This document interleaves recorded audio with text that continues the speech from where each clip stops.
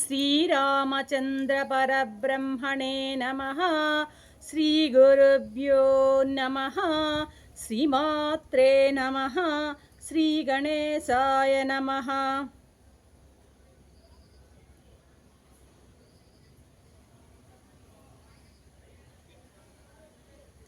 ప్రియాత్మ బంధువులారా, యోగ వాసిష్టం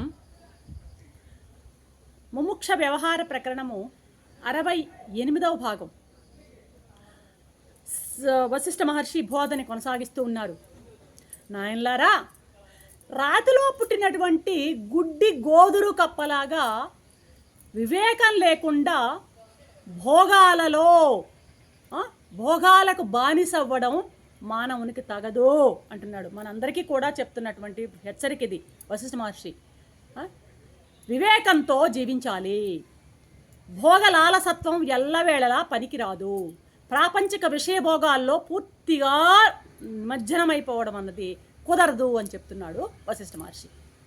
కాబట్టి వివేక దృష్టి అలవర్చుకోండి. ఏది సత్యం, ఏది నిత్యం, ఏది శాశ్వతం, ఏది అశాశ్వతం, ఏది మంచి, ఏది చెడు అనేటువంటి ఆ డిస్క్రిమినేటివ్ అవుట్లుక్ని, వివేక దృష్టిని ఈ శాస్త్రంలో శాస్త్రాల్లో రకరకాల దృష్టాంతాల ద్వారా ఈ వివేక దృష్టి మనకు బోధ చేయడం జరుగుతుంది.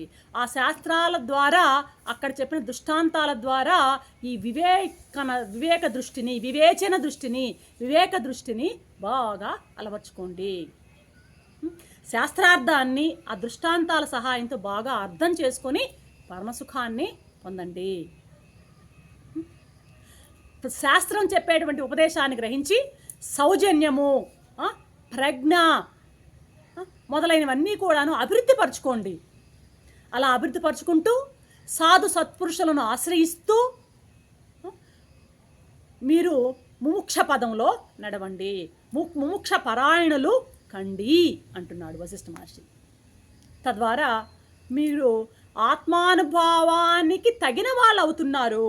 ఆత్మజ్ఞానం పొందడం వేరు, ఆత్మ అనుభవం వేరు. ఆత్మజ్ఞానం తెలుసుకోవడం, అంతా పరమాత్మే, ఉన్నదంతా ఒకటే అనేటువంటి జ్ఞానం అర్థమవుతుంది అందరికీ. కానీ అది అనుభవానికి రావడం అనేదే అది నిధిధ్యాసన, అదే నిజమైనటువంటి మననము, అదే నిజమైనటువంటి అనుభవం అన్నమాట. ఆత్మజ్ఞానానుభవం అన్నది చాలా ముఖ్యమైనది.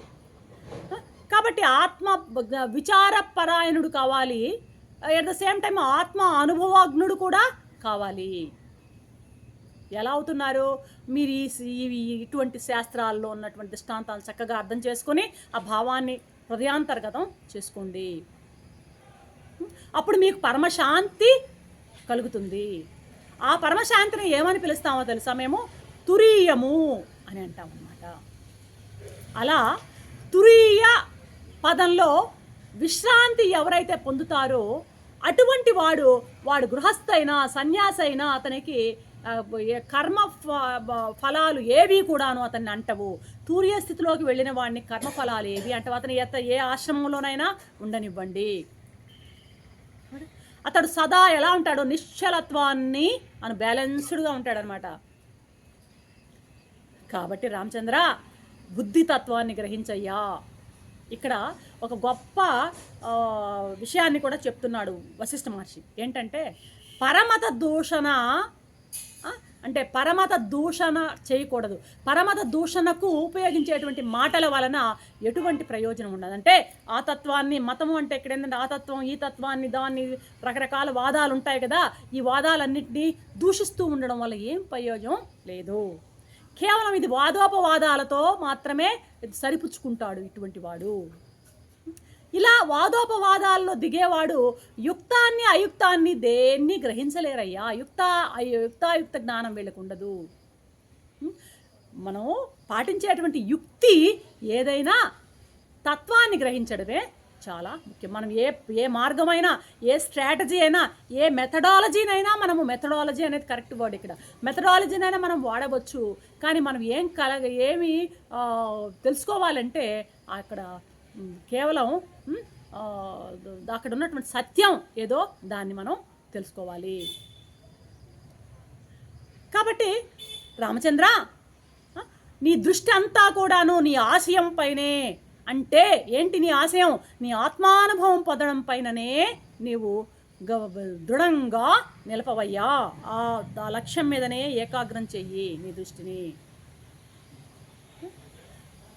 ఇప్పుడు ఈ బోధలో రకరకాల ఉపమేయాలన్నీ వస్తాయి కదా, వాటన్నిటిని నీవు చక్కగా గ్రహించు. ఆ ఉపమేయాల మధ్యలో ఉన్నటువంటి ఆ సమాన ధర్మాన్ని సూక్ష్మ బుద్ధితో గ్రహించవయ్యా. అర్థమైందా? ఎప్పుడైతే నీవు ఆ సూక్ష్మ బుద్ధితో ఆ యొక్క తత్వాన్ని, సత్యాన్ని గ్రహిస్తావో, బాగా గ్రహించనటువంటి స్థితి కలుగుతుందో, ఆ తదుపరి ముందు గ్రహించి ఆ దృష్టాంతంలోని విషయాన్ని గ్రహించి తర్వాత ఏం చెప్తున్నారో చెప్తూ పోయేదంతా వింటూ ఉండు. ఇక్కడ ఒక విషయం చెప్తున్నాడు మహర్షి. రాఘవా, అర్థాన్ని కేవలం మాటలతో చెప్పడం వల్ల ప్రయోజనం లేదయ్యా. అర్థాన్ని హృదయాంతర్గతం చేసుకోవాలి. ఎవరైనా నోటితో పలకడం, చిలక పలుకులు పలకడం కాదు, అది అనుభవానికి తెచ్చుకోవాలి. బోధన బాగా కనుక అవగాహన అయిందంటే అది అనుభవ రూపాన్ని పొందుతుంది. శ్రవణము, మననము, నిధిధ్యాసనం అనుభవం అయిపోతుంది అనమాట. అలా అనుభవం కావడానికి నువ్వు ఏ యుక్తినైనా, ఏ పద్ధతినైనా, ఏ మెథడాలజీనైనా పాటించు, ప్రాబ్లం ఏం లేదు. ఏ యుక్తి అయినా పర్వాలేదు, నువ్వు తెలుసుకోవాల్సిన సత్యాన్ని తెలుసుకో అంటూ ఇక్కడ ఒక నిరసన వ్యక్తం చేస్తున్నాడు మహర్షి. కొందరు చపల బుద్ధులు ఉండారు. చపల బుద్ధులు వాళ్ళు ఆ కాలంలో, ఏ కాలంలోనైనా రావణాసురులు ఉంటారు, రాముళ్ళు ఉంటారు. కాలంలో తత్వాలు అనేటివి ఎక్కడా మనకు కనిపిస్తూనే ఉంటాయి అన్నమాట. ఏమంటున్నాడు? చపల బుద్ధి కలే వాళ్ళు కొంతమంది ఉన్నారు. వాళ్ళు భ్రమలో ఉంటూ అదే దృష్టితో యుక్తము అయుక్తము, మంచి చెడులు చూడలేక వాళ్ళు ప్రవర్తిస్తుండడం మేము గమనిస్తున్నాం అంటున్నాడు వశిష్ఠ మహర్షి. మేము చూస్తున్నాం, అక్కడ ఎక్కడ మనకు తారసపడుతున్నారు. వీళ్ళందరూ కూడా ఏం చేస్తున్నారంటే ఉత్తమోత్తమైనటువంటి ఆత్మస్వరూపాన్ని, స్వభావాన్ని నోటితో బాగా చాలా అంటాడు కదా ఆయన, మోదుక పుష్పాల్లాగా అర్జునుని మాటల్ని కృష్ణ పరమాత్మ అలాగా వేదాంతం చక్కగా పలకగలుగుతున్నారు, చక్కగా వివరించగలుగుతున్నారు, జ్ఞానం అంతా చెప్పగలుగుతున్నారు. కానీ వాళ్ళకి అనుభవం ఉండటం లేదు. ఇటువంటి వారిని మేమేమంటామంటే బోధ చెంచువులు అంటామంట. ఊరికే మాటలు మాత్రమే చెప్పి అనుభవం లేనివంటి, అంటే ఒక రకంగా మనం అందరం కూడా అటువంటి వాళ్ళమే, నేను కూడా అన్నమాట. ఏంటంటే జ్ఞానం ఏదో ఈ గ్రంథం ద్వారా, శ్రవణాల ద్వారా, మహాత్ములు విని అంటున్నాము, అనుభవంలోకి తెచ్చుకోవాలనే చాలా ప్రయత్నం చేస్తూ ఉంటాం. అనుభవం కొంత ఒక పట్టినట్టు ఉంటుంది, మళ్ళీ వెళ్ళిపోతుంటుంది. అది కంటిన్యూస్గా అనుభవం నిలవటం లేదు. కాబట్టి మనం అందరం మనమందరం అని మీ స్థాయిలో నేను చెప్పలేను, కానీ నేను బోధ చెంచునేనని ఒప్పుకుంటున్నాను అనమాట. కాబట్టి బ్రహ్మం అనేది కేవలం అనుభవైక వేద్యం, అనుభవించే అది అర్థం. చక్కెరని తింటే, ఆ తీపి తింటే కానీ మనకు తెలియనట్లు బ్రహ్మాన్ని అనుభవిక వేద్యమే కానీ చెప్పడానికి వీలయ్యేటువంటి తత్వం కాదు, అనుభవైక వేద్యం. ఈ పిపీలకం నుండి, అంటే చీమ నుండి బ్రహ్మం వరకు కూడాను కేవలము మామూలుగా ఈ సర్వజీవుల్లో కూడాను ఈ బ్రహ్మం వ్యాపించి ఉంది అన్న సత్యం మనకి తెలుసు. సర్వజీవుల్లోనూ ఈ యొక్క భగవతత్వము, ఆ పరమాత్మ వ్యాపించి ఉన్నది. అట్లాంటి పరమాత్మ తత్వాన్ని అర్థం చేసుకోకుండా వీళ్ళు బోధ చెంచువులు ఏం చేస్తున్నారంటే అనర్థమైనటువంటి కల్పనలు చేస్తున్నారే. ఇటువంటి వాళ్ళని అనర్థం అయితే, నేనైతే ఆ చెంచువులు అనే మాటకి అక్కడి వరకు సరిపోతామేమో. అనర్థమైనటువంటి కల్పనలు చేస్తున్నారు కదా, వీళ్ళని ఏం చెప్పాలి? వీళ్ళని గురించి సరైన పరిశీలన, సరి అయిన విచారం చేయకనే తనకు తోచినటువంటి ఆ కల్పనలని తాను చేసేస్తూ పోతున్నాడు. కల్పనలు చేసుకుంటూ పోతున్నాడే. అహం బ్రహ్మాసి, తత్వమసి, నేను బ్రహ్మను, అది నీవై ఉన్నావు, ఇటువంటి మహావాక్యాలను కూడా బ్రహ్మాకార వృత్తిని కలిగించేటువంటి ఈ గొప్ప మహావాక్యాలకు కూడాను అనేక దురభిప్రాయాలను ఆపాదిస్తున్నారే. తద్వారా ఆత్మబోధని వీళ్ళు కలుషితం చేస్తున్నారు. ఇటువంటి పరిస్థితులు మేము అక్కడ ఇక్కడ చూస్తున్నామయ్యా.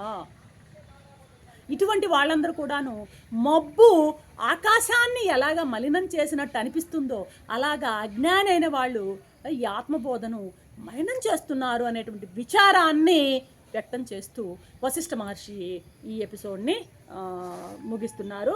రేపటి ఎపిసోడ్లో మరొక అంశంతో